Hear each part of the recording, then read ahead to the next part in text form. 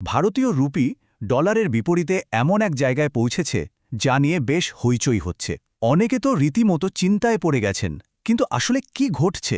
আজকের এই আলোচনায় আমরা ঠিক এটাই বোঝার চেষ্টা করব। কেন এই ৯০ সংখ্যাটা নিয়ে এত কথা, আর এর পেছনের আসল সত্যিটা কি? হ্যাঁ, সংখ্যাটা ৯০। $১ বিপরীতে রুপি এখন প্রায় ৯০-এর ঘরে। আর এই সংখ্যাটা দেখলেই স্বাভাবিকভাবে বিনিয়োগকারীদের মনে একটা খটকা লাগে, তাই না? কিন্তু এই একটা সংখ্যা কি পুরো গল্পটা বলতে পারে?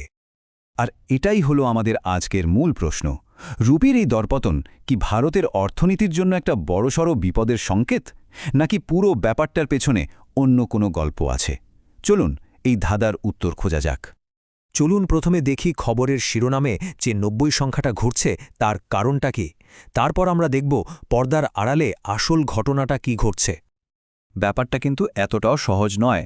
রুপির এই অবস্থা কোনো একটা কারণে হয়নি। বলা যেতে পারে এটা একটা পারফেক্ট স্টর্মের মতো, যেখানে তিনটে বড় বড় বাহ্যিক চাপ একসাথে এসে পড়েছে। আসুন চাপগুলো একটা একটা করে দেখি। প্রথম চাপটা এসছে একটা পলিসি শক থেকে। মানে মার্কিন যুক্তরাষ্ট্র হুট করে ভারতের রপ্তানির উপর প্রায় ৫০% পর্যন্ত শুল্ক বসিয়ে দিয়েছে। স্বাভাবিকভাবেই এটা একটা সাময়িক চাপ তৈরি করেছে। তবে একটা ভালো খবরও আছে। আশা করা হচ্ছে খুব তাড়াতাড়ি একটা বাণিজ্য চুক্তি হয়ে গেলে এই সমস্যাটা মিটে যাবে। আর এবার দেখুন, এই ছবিটা দেখলেই দ্বিতীয় কারণটা একদম পরিষ্কার হয়ে যাবে। এটাই হয়তো এই মুহূর্তে সবথেকে বড় চাপ। ভারতের বাণিজ্য ঘাটতি, মানে আমদানি আর রপ্তানির ফারাক, অক্টোবরে রেকর্ড হয়েছে। সোজা কথায়, আমরা যতটা জিনিস বিদেশে বেচছি তার চেয়ে অনেক বেশি কিনছি, আর তার জন্য প্রচুর ডলার লাগছে। ভাবা যায়, শুধু অক্টোবর মাসেই ঘাটতির পরিমাণটা ছিল ৪১.৬৮ বিলিয়ন ডলার। অঙ্কটা বিশাল, যদিও এটাও মনে রাখা দরকার যে এটা সম্ভবত একটা সাময়িক অবস্থা। আর এই চার্টটা দেখাচ্ছে তৃতীয় চাপটা। দেখুন, বিদেশি বিনিয়োগকারীরা, মানে যাদেরকে আমরা এফআইআই বলি, তারা ভারত থেকে টাকা তুলে নিয়ে যাচ্ছে। আর যখনই তারা টাকা তোলে তখন তারা রুপি বেচে ডলার কেনে। ফলে কি হয়, ডলারের চাহিদা বেড়ে যায় আর রুপির দাম আরও পড়ে যায়। এই বছর বিদেশি ইনভেস্টররা প্রায় $৩০ বিলিয়ন তুলে নিয়েছে।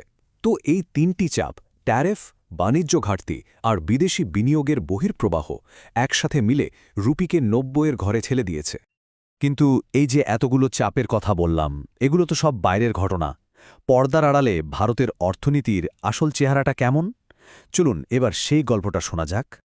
বাইরে যতই ঝড় থাকুক না কেন, ভারতের অর্থনীতির ভিত কিন্তু বেশ মজবুত। দেখুন একবার ডেটাগুলো। জিডিপি গ্রোথ ৮.২%, এটা অসাধারণ। মূল্যস্ফীতি মানে ইনফ্লেশন মাত্র ০.৫%, মানে জিনিসপত্রের দাম প্রায় বাড়েনি বললেই চলে।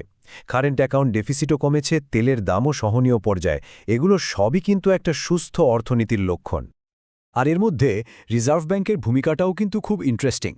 তারা কিন্তু আতঙ্কিত হয়ে বাজারে ঝাঁপিয়ে পড়ছে না, বরং খুব ঠান্ডা মাথায় রিজার্ভ বাঁচিয়ে মুদ্রার পতনটাকে সামলাচ্ছে। এটা কিন্তু অস্থিরতার লক্ষণ নয়, এটা হলো আত্মবিশ্বাস আর নিয়ন্ত্রণের প্রতীক। তাহলে এই পুরো আলোচনা থেকে আমরা কি শিখলাম? একজন বিনিয়োগকারী হিসেবে যেটা বোঝা সবচেয়ে জরুরি সেটা হলো পুঁজির প্রবাহ আর অর্থনীতির মৌলিক ভিত্তির মধ্যে তফাৎটা। একটা হলো সাময়িক ঢেউ আর অন্যটা হলো সমুদ্রের গভীরতা। আর এটাই হলো আজকের আলোচনার সারমর্ম। রুপি যে ৯০-এ পৌঁছেছে সেটা ক্যাপিটাল ফ্লো বা পুঁজির আসা যাওয়ার গল্প, ভারতের অর্থনীতির ভেতরে দুর্বলতার গল্প নয়। দেশের শক্তিশালী গ্রোথ, কম মুদ্রাস্ফীতি, এগুলোই প্রমাণ করে যে এটা কোনো সংকট নয়, এটা একটা সাময়িক ঝড় মাত্র। শেষ করার আগে একটা প্রশ্ন রেখে যাই। যখন এই বিশ্বজোড়া ঝড়টা থেমে যাবে, বাইরের চাপগুলো কমে আসবে, তখন ভারতের এই মজবুত অর্থনৈতিক ভিতটাই কি তার সবথেকে বড় শক্তি হয়ে উঠবে না? ভাবার মতো বিষয়, তাই না?